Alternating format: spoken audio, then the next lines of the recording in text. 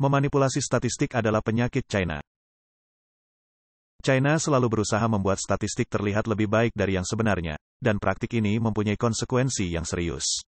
Ini adalah argumen dalam artikel Biaya Memanipulasi Statistik, yang diterbitkan pada tanggal 15 November dan ditulis oleh Ichiro Suzuki. Kecenderungan untuk menyajikan statistik dalam sudut pandang yang lebih menguntungkan daripada yang sebenarnya merupakan titik fokus dari artikel Biaya Memanipulasi Statistik yang diterbitkan pada tanggal 15 November dan ditulis oleh Ichiro Suzuki. Ichiro Suzuki adalah anggota kelompok penasihat di Mayo Center for Asset Management di Darden School of Business, University of Virginia. Menurut penulis, statistik ekonomi China tidak bisa diambil begitu saja. Hal ini telah dipahami dengan baik di kalangan ekonom dan investor selama bertahun-tahun.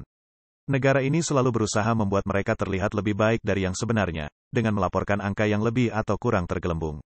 Dikatakan angka konsumsi listrik lebih bisa mewakili kondisi perekonomian China dibandingkan produk domestik bruto. Angka-angka listrik diyakini lebih sulit dipalsukan dibandingkan angka pertumbuhan, sehingga lebih mendekati kebenaran.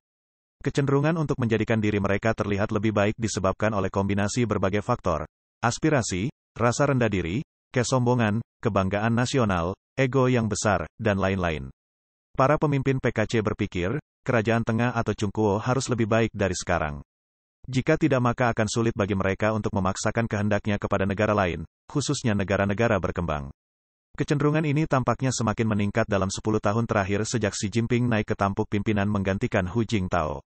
Xi Jinping jauh lebih nasionalis dibandingkan para pendahulunya dalam beberapa dekade terakhir, dan memiliki toleransi yang lebih kecil terhadap pengungkapan sisi negatif China kepada dunia. Pengumuman angka-angka ekonomi penting ditunda jika diyakini menyinggung perasaan Xi Jinping, dan angka-angka ini bahkan lebih tidak dapat dipercaya dibandingkan dengan angka-angka di masa lalu. Kita tidak dapat menebak seberapa besar penyimpangan yang terjadi antara ukuran resmi perekonomian China sebesar 17,7 triliun dolar AS dan apapun kenyataannya, dengan asumsi angka pertumbuhan yang dilaporkan telah meningkat selama bertahun-tahun. Hal yang sama juga berlaku untuk statistik lainnya, seperti yang disediakan oleh lembaga internasional. Angka kelahiran dan angka terkait demografi lainnya juga banyak dipertanyakan. Menurut PBB, tingkat kesuburan China sebesar 1,2 sudah lebih rendah dibandingkan Jepang yang sebesar 1,3. Ada kemungkinan besar bahwa angka tersebut lebih rendah dari 1,2 mengingat faktor-faktor unik yang memberikan tekanan pada demografi di China. Jumlah laki-laki yang ada di pasar lebih besar dibandingkan perempuan, dan laki-laki terikat oleh kewajiban untuk membeli rumah sebelum menikah.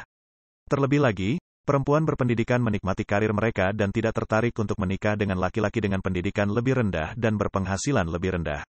Tentu saja, sangat sulit untuk membuat perkiraan terbaik berdasarkan data buram yang disediakan secara resmi. Yang lebih serius lagi, angka kredit bermasalah, NPL, resmi jelas lebih rendah dibandingkan angka sebenarnya saat ini dan di masa depan.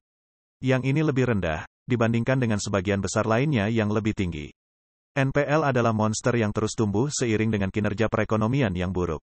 Pertumbuhan yang di bawah standar terus menciptakan pinjaman-pinjaman baru yang tidak dapat dibayar kembali pada waktunya, karena para peminjam berjuang di tengah lingkungan ekonomi yang penuh tantangan. Semakin lama perekonomian mengalami kesulitan, semakin besar pula NPL. Tidak ada pemerintah yang berani memprediksi NPL yang sangat besar sampai mereka terpaksa melakukannya, termasuk China. Keinginan besar China untuk membuat keadaan menjadi lebih baik mempunyai konsekuensi serius. Dalam kasus NPL, pemerintah selalu tertinggal dalam mengatasi pertumbuhan NPL yang semakin meningkat dan menjadi hambatan untuk memulihkan kesehatan ekonomi. Dalam hal pertumbuhan ekonomi, data yang dimanipulasi mengarah pada kapasitas yang berlebihan.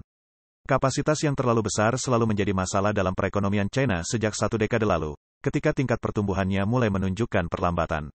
Hal ini menyebabkan tingkat leverage operasional yang tinggi sehingga merugikan profitabilitas perekonomian. Kapasitas yang berlebihan juga cenderung memberikan tekanan pada harga, karena pasar dibanjiri penjual yang ingin membuang produknya dengan harga berapapun.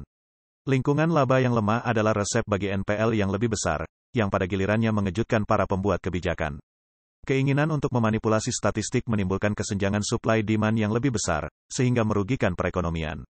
Salah satu solusi yang dibawa Xi Jinping untuk mempersempit kesenjangan adalah inisiatif Belt and Road, BRI. Dari satu sudut pandang, BRI dianggap sebagai kebijakan yang mengekspor kelebihan persediaan material dan pekerja konstruksi, dan belum dikenal mampu meningkatkan lapangan kerja lokal di negara-negara penerima bantuan. Di China pada masa pemerintahan Xi Jinping, ada satu hal yang tetap memberitahu kebenaran, menentang penguasa otoriter, pasar saham. Statistik ekonomi bisa dimanipulasi. Pasar valuta asing dan obligasi dapat dimanipulasi sampai batas tertentu. Bank of Japan, misalnya, adalah manipulator utama pasar obligasi. Namun, pasar saham tidak bisa diarahkan sesuai kehendak penguasa, dengan mengatakan kepada sang kaisar bahwa dia tidak berpakaian. Xi Jinping pasti berharap negaranya tidak memiliki pasar yang tidak segan-segan menyampaikan kabar buruk maupun kabar baik. Sepertinya dia mengabaikan pasar,